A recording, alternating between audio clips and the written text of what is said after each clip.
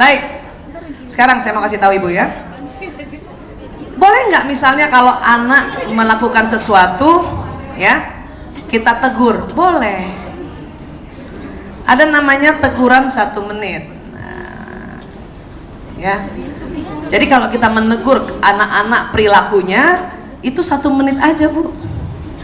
1 menit aja itu dibagi 2. Setengah menit pertama tegur perilakunya yang keliru untuk tumbuhkan perasaan bersalah. Setengah menit kedua puji perilaku anak sebagai perilaku yang baik, agar harga diri pribadi anak dengan citra diri tetap positif. Bisa Bu negur setengah menit doang? Makanya kita belajar. Kenapa? Karena era sekarang era baru, era milenial, era digital, ya. Kita orang tua sering kalah dengan digital yang dibuat oleh orang-orang berdasarkan kerja otak, ya. Suatu ketika anak saya dulu lanang, kalau ini memang ilmunya udah agak lama saya belajar sebelum belajar otak pria wanita. Nah, jadi ada salah sedikit tapi sudah benar sedikit, ya. Waktu itu lanang masih TK, ya, gitu, umur 5 tahun, ya. Biasanya saya jemput jam 11, dia ada di sekolahnya. Suatu ketika saya jemput jam 11, dia nggak ada di sekolahnya. Wih, saya panik dong, ya. Loh, kemana? Kata guru itu tadi ada di sini kok, ya. Ya sudah, saya pulang aja. Waktu itu kan belum ada HP biasa, ya, masih telepon rumah yang ya. Nah, kemudian dia pulang jam berapa, Bu? Jam 5 sore. Waduh, ya. Ini anak jam 11 dijemput, jam 5 sore pulang. Apa yang terjadi, Bu? Itu dari jam 11 sampai jam 5 tuh dudak. Kemana ini anak, ya? Kan gitu. Ternyata dia pergi sama temennya ke warnet. Nah, dulu kan kalau kita main game harus ke warnet, kan? Nah, bayangin tuh anak TK loh, Bu. Ya. Untuk saya belajar ini. Assalamualaikum, waalaikumsalam.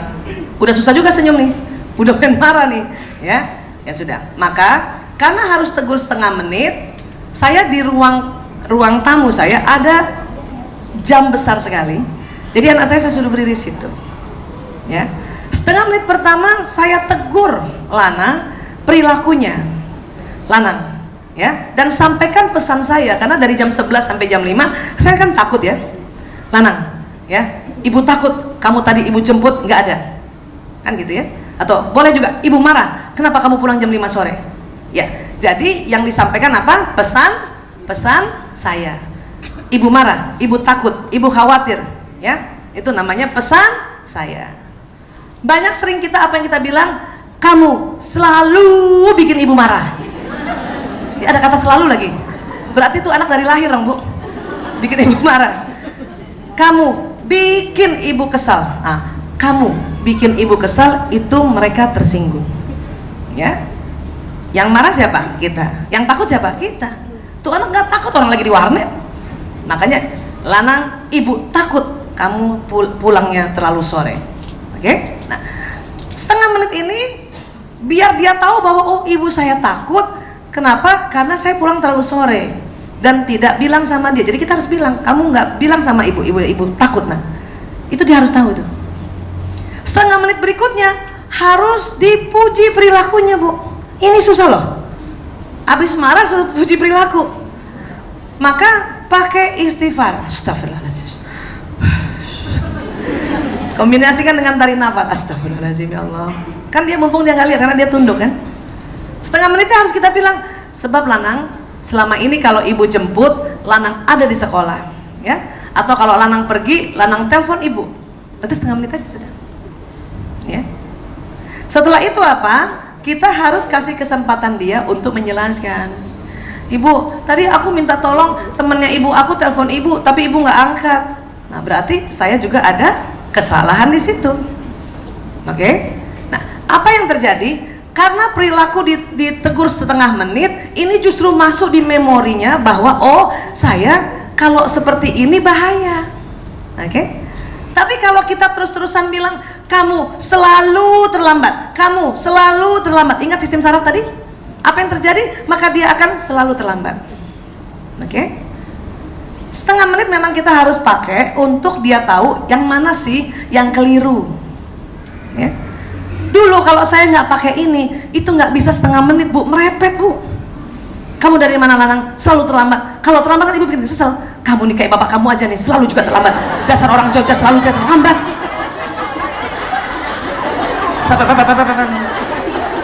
Ini nggak setengah menit itu bu, ya. Apa yang terjadi? Anak saya kalau ditegur terlambat dia terima, tapi kalau bapaknya orang Jogja itu salah ibu katanya. Karena kita selalu setengah menit itu kalau kita tidak batasi kita akan merepet. Nah ini anak bingung, saya salahnya apa? Yang telat itu atau karena bapak saya orang Jogja? Dan ingat anak laki-laki nggak boleh lebih dari satu topik dibicarakan sama dia. Ingat tadi ilmu kita? Anak laki tuh. Anak perempuan bisa juga pakai ini, ya bisa juga. Setengah menit tegur perilakunya, ya. Ini betul-betul harus dipelajari. Kenapa? Mau nggak mau karena anak kita sudah masuk era digital atau era milenial. Saya dulu sama orang tua saya nggak dapat beginian, ya bu ya. Yang lahir tahun 60-an bu, boro-boro di setengah menit. Ya Allah, udah seharian dimarahin, pakai kayu dipukul. Tapi sekali lagi, zaman itu pola asuh kayak gitu lumayan bu, masih jadi juga saya dokter, ya kan? Yang seperti saya bilang tadi kan, TV zaman itu Tuti Aditama gerak-gerak ya, saya pukul belakang, pak, betul ya. Nah, itu zaman itu. Sekarang mana ada TV boleh dipukul bu? Nggak bisa. Mana ada komputer kita pukul baru dia jadi? Nggak bisa. Itu teknologinya, apalagi ya manusianya. Makanya kenapa Rasulullah SAW mengatakan didiklah anakmu sesuai zamannya. Teknik ini cukup ampuh, ya. Tapi saya senang sekali. Nah, ini Mbak Wiwi keluar ya. Pakai teknik yang dipakai ayat ya surat Ali Imran ayat 159. Ini yang Islam ajarkan. Kalau tadi ya para pedagogi yang mengajarkan, ya para psikolog yang mengajarkan, dan kita bisa kombinasikan. Karena Al-Quran nggak pernah kalah dengan zaman. Apa yang Allah ajarkan sama kita? Bismillahirrahmanirrahim. Maka karena rahmat dari Allah engkau bersikap lembut terhadap mereka. Jadi disuruh apa bu? Lembut. Sekiranya engkau berlaku keras dan berhati kasar, tentulah mereka menjauhkan dari sekitarmu. Bu, ya, saya 22 tahun ngurus narkoba dan 4 tahun ngurus LGBT. Saya lihat betul apa yang terjadi apabila kita keras dan hati kasar. Anak menjauh dari kita dan menjauh dari rumah. Cilakanya di luar sana dia kena hal-hal yang berbahaya. Ya, ternyata Allah sudah bilang. Ya, seperti itu. Jadi kita harus lemah lembut, ya. Bu Aisyah, saya udah ngomong lembut, tuh anak masih songong, ya kan? Allah apa bilang? Maka maafkanlah mereka dan mohonkan ampun bagi mereka. Tuh bu, ya, anak kita nih bu, kita udah ngomong lembut, dia masih nangis, ya, kita harus bilang apa? Ya Allah, saya maafkan anakku ini ya Allah, dan harus sebut namanya bu, ya, apalagi anaknya banyak kan, anak banyak kan? Ya Allah, saya maafkan anakku Fulan bin Fulan ini ya Allah, dia guling-gulingkan di mall ya Allah. Dan langkah berikutnya apa Allah minta? Mohonkan ampun bagi mereka. Ya Allah, ampuni dia ya Allah. Ya. Jadi kita disuruh itu dulu. Baru Allah minta apa? Dan bermusyawarahlah dengan mereka dalam sesuatu urusan. Baru tanya tuh anak. Itu termasuk musyawarah. Kalau kita tidak mengikuti perintah Allah untuk 3 langkah ini, ya, lemah lembut, kemudian maafkan dan mohonkan ampun, dan kita langsung musyawarah, akhirnya bertengkar. Betul bu? Siapa yang punya anak di bawah masih TK? Di bawah 5 tahun ada? Sering nggak diajak ke suatu tempat atau ke mall, dia minta es krim, kita nggak kasih, dia guling-gulingan bu. Kalau kita langsung musyawarah, tanya sama dia, maka kita pun tensi lagi tinggi. Apa kita bilang? Kenapa? Serem banget. Kita tuh udah malu kan bu. Kenapa? Pengunjung mall kalau lihat anak-anak gulingan itu lucu tuh. Dia lihat anaknya langsung cari ibunya mana. Itu otomatis loh bu. Makanya kita langsung gerah banget kan. Dikasih lagi. Jadi kalau gitu apa? Pakai Ali Imran 159. Ya, minta lemah lembut dulu. Memang bu, ibu nih, orang tua sama anak kandung ya, itu maunya cepet, tau gak bu? Tapi sama anak orang lain kita masih bisa lebih lembut, betul bu? Makanya dalam pendidikan kita nggak bisa didik anak seterusnya seharian sama kita. Makanya kita titip ibu guru. Ya, bapak ibu guru kan orang lain kan? Nah, anak bapak ibu guru juga dititip sama orang lain. Nggak mungkin dia juga lakukan. Ya Bu, makanya kalau ibu bisa lembut sama anak, itu berarti rahmat Allah yang turun. Artinya apa? Kita emang minta lembut tuh harus diminta. Dan itu anak kuling-kulingan, ibu mundur dulu sedikit. Astagfirullahaladzim, astagfirullahaladzim ya Allah, astagfirullahaladzim ya Allah. Ya Allah, minta lembut ya Allah, minta lembut ya Allah. Harus minta memang. Ya. Setelah minta lembut apa? Ya Allah, saya maafkan dia ya Allah. Anakku fulan bin fulan itu ya Allah, saya maafkan. Harus ngomong Bu, saya maafkan dia ya Allah. Baru langkah ketiga, mohonkan ampun ya Allah, mohon ampun buat dia ya Allah. Oh, tuh lihat tuh orang pengunjung udah ngeliat semua ya Allah. Ampun. Sudah 3 langkah itu baru ibu ajak musyawarah. Dan lihat ya, Rasulullah kalau bicara sama anak kecil, dia nggak begini, dia sejajarkan gitu. Kita juga gitu sama anak Bu. Kan waktu kita mundur pakai 3 langkah kan dia udah lumayan, nangisnya udah lumayan kan. Dan ingat Bu, anak kalau habis nangis besar nggak bisa langsung diam, pasti ada intervalnya.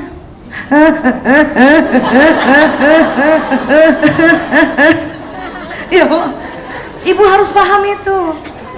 Jangan gara-gara itu ibu diam, diam, suaranya nggak lembut lagi. Ya Allah ya. Kenapa sayang? Kenapa sayang? Aku mau es krim. Hah? Nah, musyawarah Bu. Ibu kalau anak lagi pilek mau es krim dikasih nggak? Tergantung ibu dalam hasil musyawarah ini. Ingat ya Bu, bermusyawarah dengan mereka dalam suatu urusan. Kemudian apabila engkau telah membulatkan tekad, maka bertawakal pada Allah. Sungguh Allah mencintai orang yang bertawakal. Kalau ibu sudah musyawarah sama anak, ibu ada ketetapan dalam diri ibu, ibu harus ya tekadnya jadi. Aku mau es krim, kita bilang 2 hari lagi ya sayang. Sekarang 2 hari lagi. Ibu harus tekadnya itu. Banyak ibu-ibu 2 hari lagi ya sayang. Sekarang. Ya oke sekarang. Nah, itu anak akan menangkap ibunya bisa dimanipulasi. Ya, 2 hari lagi. Sekarang 2 hari lagi. Sekarang 2 hari. Tapi kita tetap lembut. Ini latihannya loh. Tapi Bu, karena kita sudah minta rahmat Allah ya, minta lembut, Allah yang turun kasih ke kita, kasih sayang kita itu. Oke? Setelah itu kalau ibu memang mau 2 hari lagi, ibu alihkan perhatiannya. Ayo kita pergi makan aja Yuna yuk. Nasi goreng enak banget loh. Tapi ingat, setelah 2 hari, walaupun dia pilek dan dia masih minta lagi, kasih nggak Bu? Kasih. Karena ibu sudah janji. Yang bikin sakit tuh bukan es krimnya Bu, kita yang ngomong. Entah sakit, entah sakit, entah sakit. Ibu ingat kan, sistem saraf membawa pesan yang didengar. Entah sakit, entah sakit ya. Es krim tuh nggak pernah bikin sakit Bu. Ya, yang bikin suka luka di leher itu justru yang bunga esnya. Jadi kalau ibu belikan es krim, ya bersihin dulu bunga esnya. Dan sampaikan kata yang baik-baik. Ini es krimnya nak, insya Allah kamu bahagia sehingga kamu sehat. Nah gitu. Kadang kita udah ngasih masih mencela. Sakit ya sakit, nah sakit.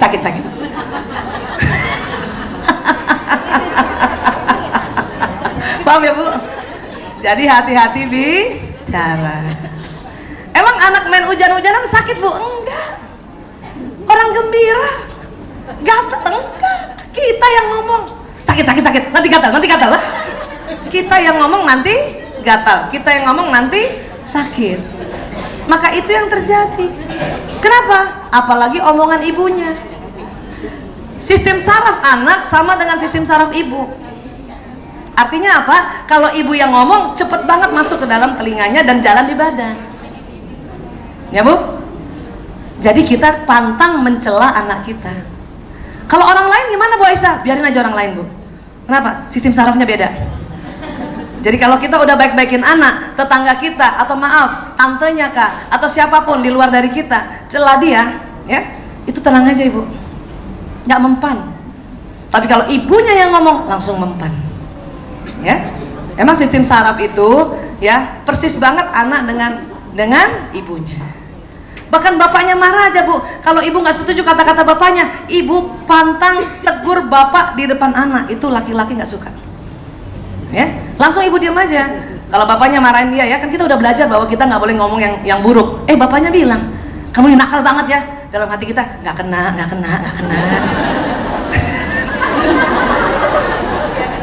Kenapa? Emang nggak kena.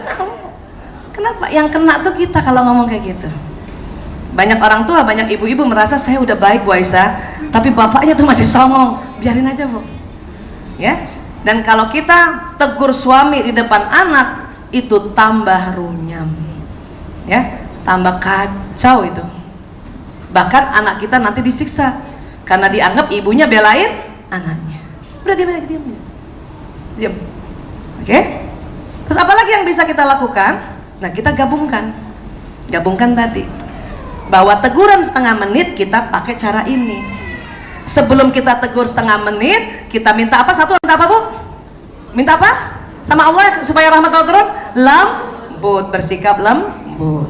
Kedua apa yang lakukan? Maafkan mereka. Maka bilang, saya maafkan dia ya Allah. Ketiga apa? Mohonkan ampun ya Allah, ampuni dia ya Allah. Keempat baru musyawarah. Hasil musyawarahnya kita disuruh apa Bu? Bulatkan tekad dan tawakal tu Allah ya. Kalau sudah tawakal, pas anak 2 hari lagi dia masih pilek minta es krim, kan udah tawakal ibu, kasih. Sampaikan kalimat yang bagus ya. Artinya apa ya, apapun psikolog katakan atau pedagogi katakan cara-cara, tetap kita baliknya harus ke Al-Quran. Kenapa? Ini lebih power ya kan. Al-Quran kan sudah dari sejak kapan ya, artinya mau kolonial kah, pasca kolonial kah, atau mau milenial, tetap kita basicnya dalam mendidik, terutama kalau ingin menasehati anak, menegur anak, pakai Ali Imran 159. Setuju? Bu Aisyah, ini cuma anak aja? Enggak Bu, sama suami juga gini Bu. Ibu mau ngomong sama suami, mau tegur dia kan ya, ibu harus itu, ya Allah berikan ya Allah lemah lembut ya Allah, saya maafkan dia ya Allah, saya maafkan dia ya Allah, ada foto perempuan lain di dompetnya ya Allah, saya maafkan dia ya Allah. Ulang-ulang, kalau ibu belum lagi plong itu kata saya maafkan dia ya, ibu ulang-ulang ya Allah. Dan perlu sebut namanya ya Bu, ya Allah saya maafkan suamiku ya Allah, fulan bin fulan ya Allah gitu. Dan ampuni dia ya Allah, ampuni dia ya Allah, ampuni dia. Nah baru nanti ajak musyawarah. Kalau mau ajak musyawarah sama laki-laki Bu, ingat ya, ada caranya juga. Apalagi kalau sudah jadi suami, sampaikan kapan ibu mau ngomongnya dan berapa menit. Ayah, misalnya ini masih maghrib ya, habis isya aku mau ngomongnya 5 menit aja atau 10 menit aja. Oke? Laki-laki senang diberitahu seperti itu, karena kalau ibu tidak beritahu apapun, ibu ngomong sambil lalu, dia tetap akan pegang gadgetnya ya. Tapi kalau kita bilang, ayah nanti habis isya, habis sholat isya aku ngomongnya 10 menit aja. Oke, dia akan dengan rela simpan gadgetnya, 10 menit kita ngomong. Walaupun nantinya jadi 2 jam, ibu tetap bilang 10 menit aja. Ibu jangan sampaikan dalam bentuk jam. Ayah, nanti aku mau ngomong 2 jam. Oh, nggak jadi. Jadi sampaikan dalam bentuk menit. Setelah itu jadinya jam, itu di luar kendali kita. Oke? Iya, baru kita ngomong ya. Ayah maaf, aku tadi menemukan foto aneh. Di mana? Paham ya Bu? Bu, bersyukur laki-laki matanya lurus dan pendengarannya menurun Bu. 5 tahun perselingkuhan yang saya dapati itu ya, itu karena, maaf ya, suaminya asik chatting sama perempuan lain, karena matanya lurus, dia nggak denger dan dia nggak lihat istrinya di samping. Dan ibu-ibu tuh selalu begitu. Karena nggak kebaca di foto, baru di zoom di rumah, baru dilihat. Untung juga laki-laki begitu Bu. Maka terbongkar perselingkuhan gara-gara ya, karena laki-laki kan kalau udah matanya lurus nggak lihat, kalau sudah konsentrasi pendengarannya menurun bukan? Istrinya di samping dia nggak lihat. Alhamdulillah, itu syukur banget loh Bu ya, terbongkarnya gara-gara gitu. Kalaupun terbongkar, itu memang harus segera dibawa musyawarah. Tetap pakai Ali Imran 159. Dalam musyawarah ibu juga harus bulatkan tekad, ibu mau apa sebetulnya mau kembalikan suami, ibu harus bulat tekadnya. Bu Aisyah, saya nggak tahan Bu Aisyah, sudah berkali-kali gitu. Ibu maunya apa dong? Habis itu kalau ibu ambil bulatkan tekad, tawakal tuh Allah. Apapun keputusan selalu ada konsekuensi. Ya, hal ini masalah perselingkuhan ya. Oke, pegang ini ya Bu.